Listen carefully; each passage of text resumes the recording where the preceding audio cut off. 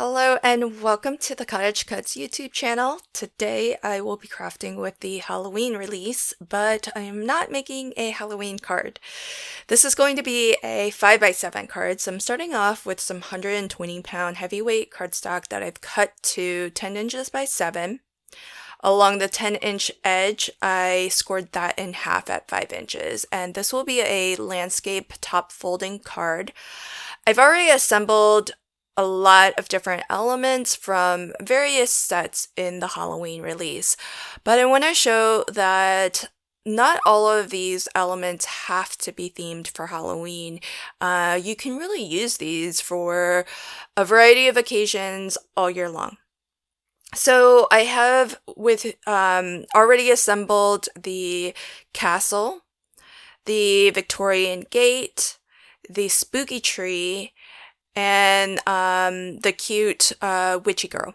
And so I'll leave links to everything in the description box below because I don't think I used the proper product names just now. But I'm doing a little bit of a dry fit just to block out how I think I want my scene to play out. And as you might have noticed, our little girl here is pretty much as tall as the castle. So to fit them in the same scene and have it feel like it sort of makes sense, I want the castle to look like it's off in the distance.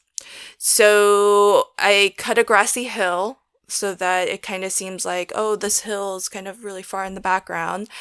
And I think the main piece that will do the trick is this driveway that I am going to add. And basically, I've just cut it as a sort of elongated trapezoid where the wider end of the base is towards closer to us, and the more narrow end is further away, suggesting that this road, which would normally be, the same width all the way down, is going off into the distance, and that's why it looks more narrow the further back or the further up the card you go. And hopefully that creates the illusion of some distance, so that it then makes a little bit more sense why the girl looks so large by comparison. And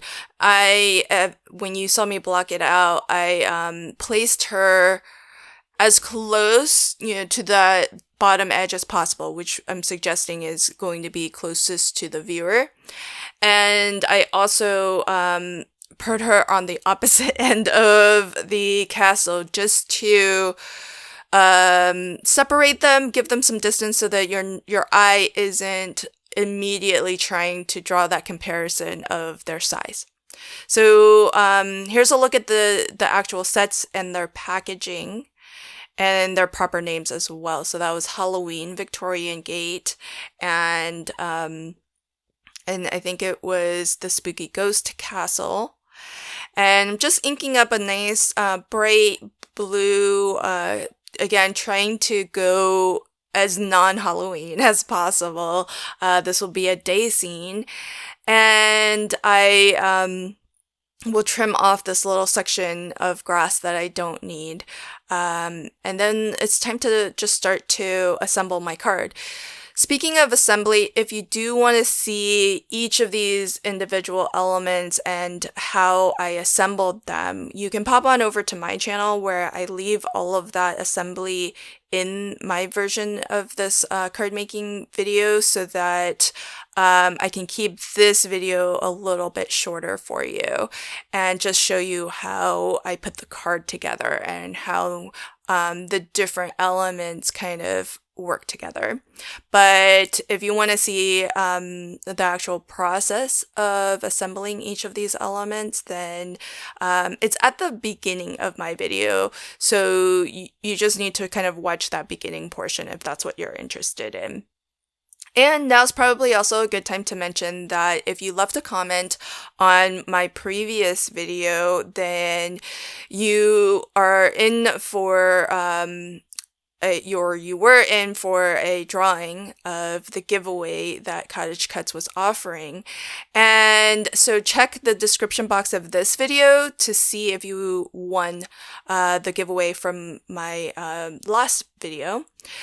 On this video, we are giving away the cute witch girl.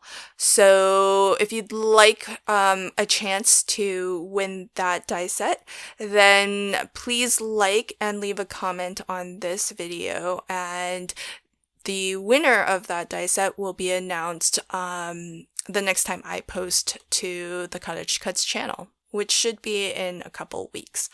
So here I did leave, and I'm glad I did leave the little lock and latch for the gate till last. That way I can position these gates exactly where I need them to be before I attach the two halves.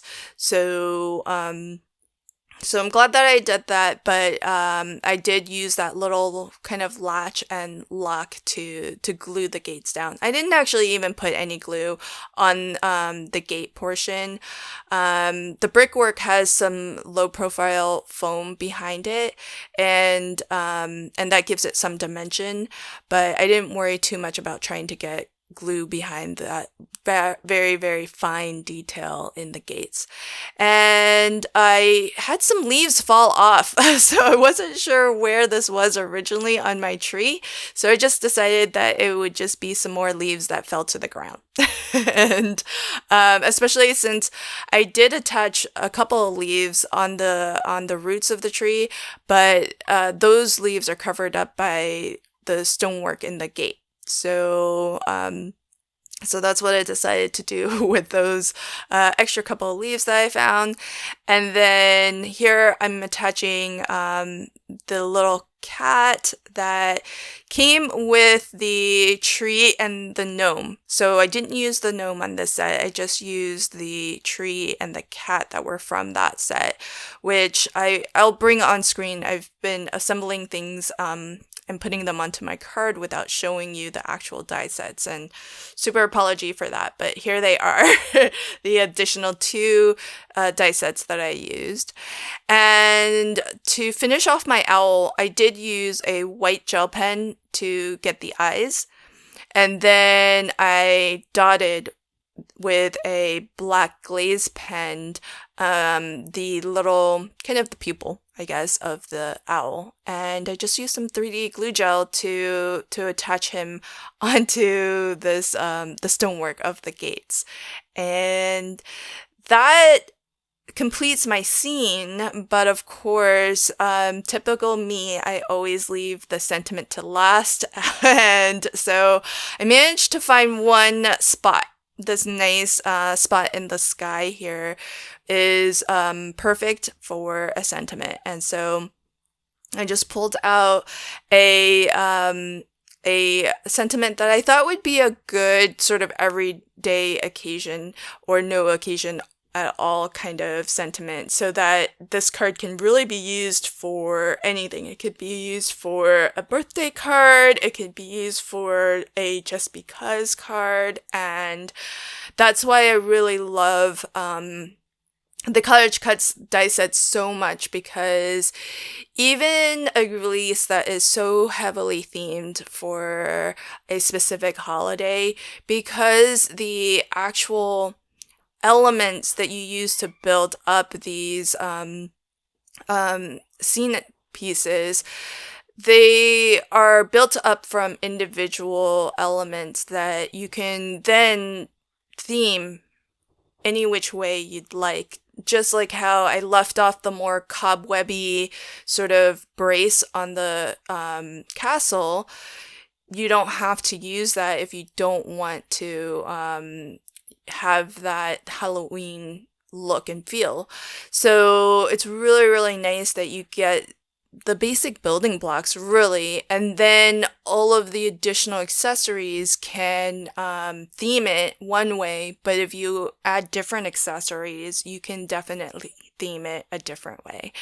So even if you don't make Halloween cards, you might still want to consider some of the dice sets in this release. Especially, I think the castle and the Victorian gate might be, if I'm allowed to have favorites, they might be my favorite from this release. Thanks so much for joining me today. Don't forget, leave a like and a comment if you want to be in for a chance to win the cute witch girl. Until next time, happy crafting and have a fantastic day. Bye.